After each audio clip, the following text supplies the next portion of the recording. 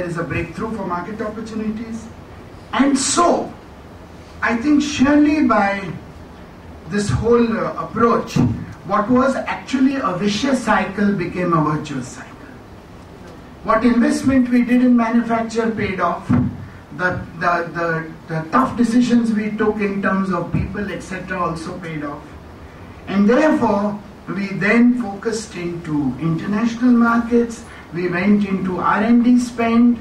There was a time, friends, when he talked about IDMA. He talked about this. My father, having been a leader in this industry, I'll honestly tell you, it was very difficult for me to face some of these associations.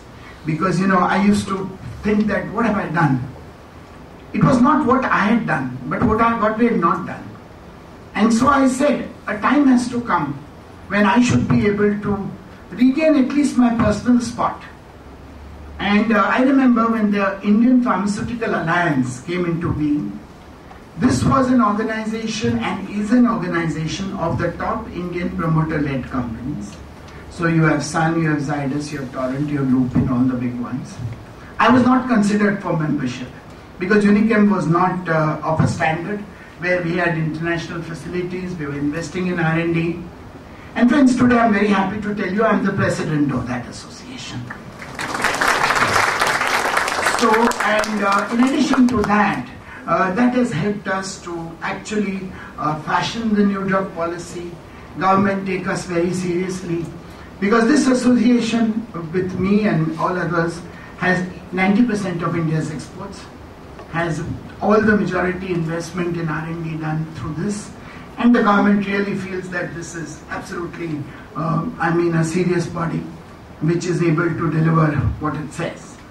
So the foray into the international markets, the higher spend on R&D, the manufacturing capacities which were built up, the field force size, at that time we just had maybe 800 or 1,000 people. And it's not just the numbers, but how do you really get quality work out of them? So again we went into this rampage wherein we said if we add 1,000 people more, we should be able to do the multiplying, as you guys do.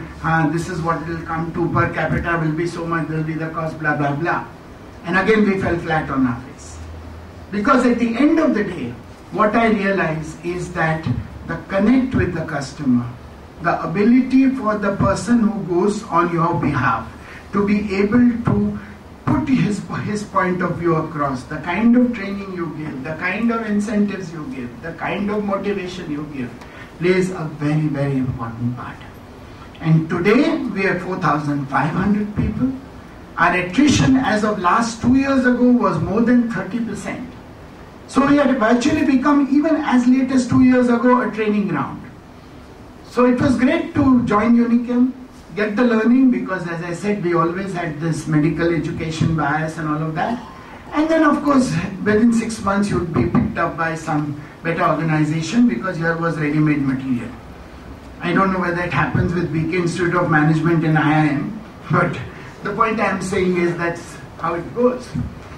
Today, I'm very happy to tell you, my attrition rate in most cases is less than a single digit, which means I'm less than 5, 8, 10%. Some we actually want to increase because I think it's important to keep on reinventing and to have some fresh blood coming in. So really speaking, just to turn around and say that, yes, a guy's been there for so many years, we have to make sure that the Peter principle does not operate. So clearly, I think the lesson we learned in those times was struggle between short-term and long-term. The herd mentality, follow the peers. So many times I was told that you can indulge into market making because that's how your valuation will go up. I said, yes, the person who is making the market will make the money, but what happens to me? And once the credibility is lost, once the reputation is lost, there is nothing else to gain. So we decided that let our performance speak. The market will sooner take cognizance of it. If it doesn't matter. But we have to be true to what we want to do.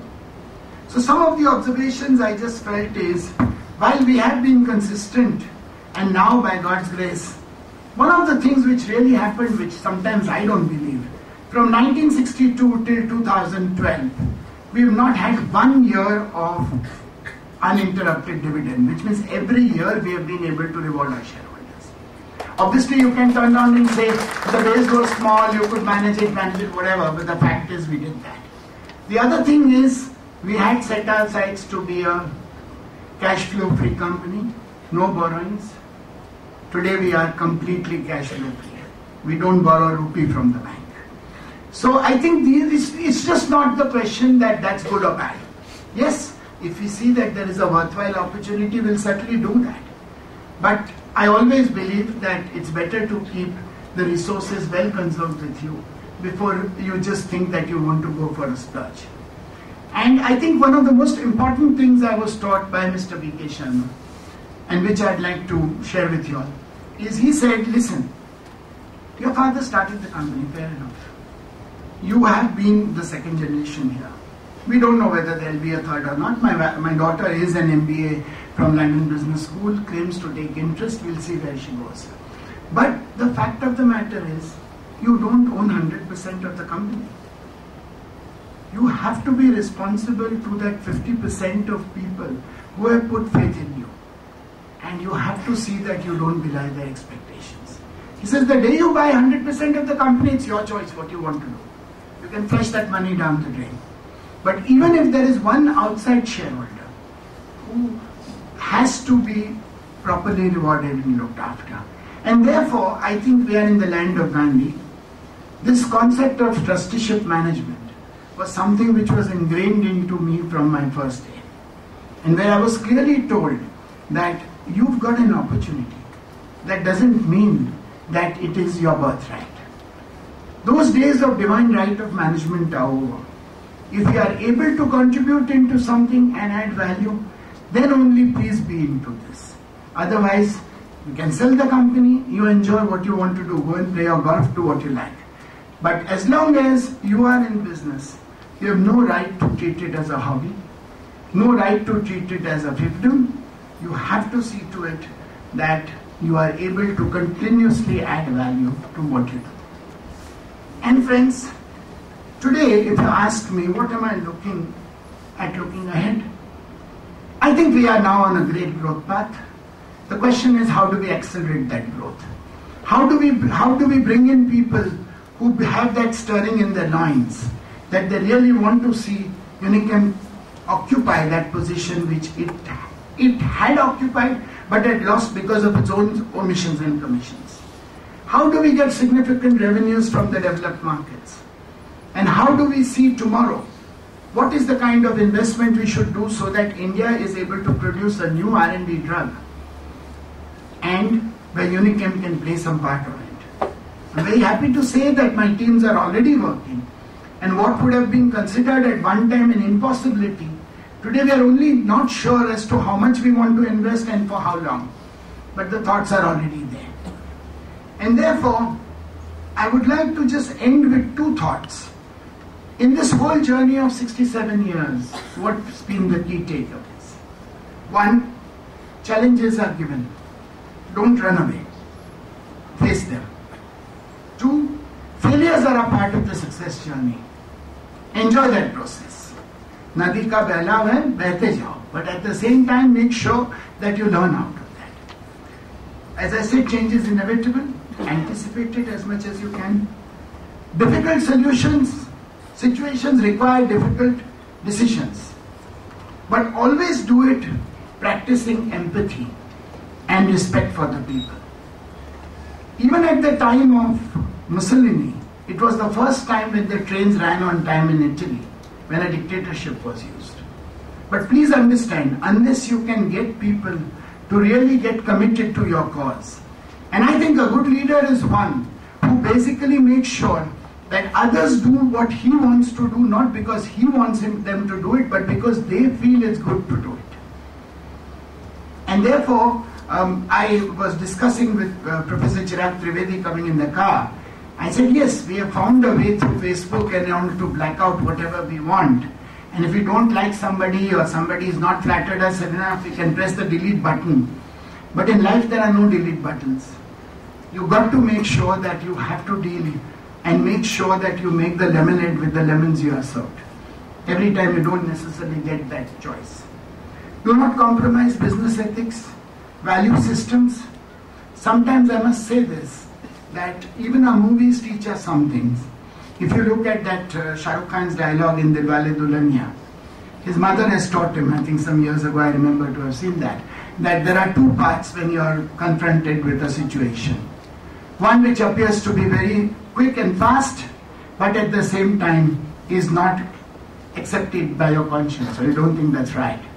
And the other is tough, arduous, but finally you have to face only yourself and nobody else. And as long as you can do that, I think you are a winner. It doesn't really matter whether the world recognizes you as a winner or not. And so be courage in taking risks, but try to see that you also put the, shall we say, fail-safe methods to the extent it is possible. Unichem lost out because of its ability of not doing good risk analysis. I think that is something which still plagues us as an organization, because we tend to become very happy when things go well. We tend to become very morose and depressed if things go bad. I think we have to develop that little poise and understanding. You would ask me as to basically what are some of the lessons I have learned in this whole process. I thought that I'd just share some of them with you. One, in India, the company is a manifestation of the promoter's personality. And he or she steers that ship. The key difference versus America is there the CEO is appointed for a fixed term. He or she does well, not well, the board decides to sack whatever. They want to bring all those changes here, but I don't see in my lifetime really those changes occurring. So here the CEO and the promoter get sort of intertwined into one role. And so you feel fine, it's your money. If you do well, it's fine. If you don't do well, it's not, nobody bothers. I think that is one big issue which we have to be completely cognizant of. In any relationship, if you don't add value, you have no reason to be part of that thing. Two, the leader needs to have a vision, needs to get people to buy into that vision, and needs to give a roadmap to implement the vision. What I have seen most often, we have in India very lofty ideas. By now we should have built 20 more freeways and everyone knows that how we can run the nation. But when it comes to implementation, I think it was the first Indian Ramcharan who really put effort into make people understand what goes into making that roadmap and seeing that that roadmap becomes successful. So it's better to have few things and follow them and see that you are successful rather than having 20 things put. One thing which I learned at my personal cost is delegation should not lead to abdication. Okay? No business can be a hobby. Try to understand what you are getting into. Empower, but with accountability. And these two balances, I think, are very, very critical. Do not look at ends, but figure out the right means. What I mean by right means, robust processes, robust controls, robust systems. Today in the world of electronics, crores can be taken out of a company without even knowing what's happening. The latest example is what happened yesterday at Tata Sky, where 2 employees decided to take out 7 crores from the vendor's account. One has gone and enjoyed with 30 bar girls, the other fellow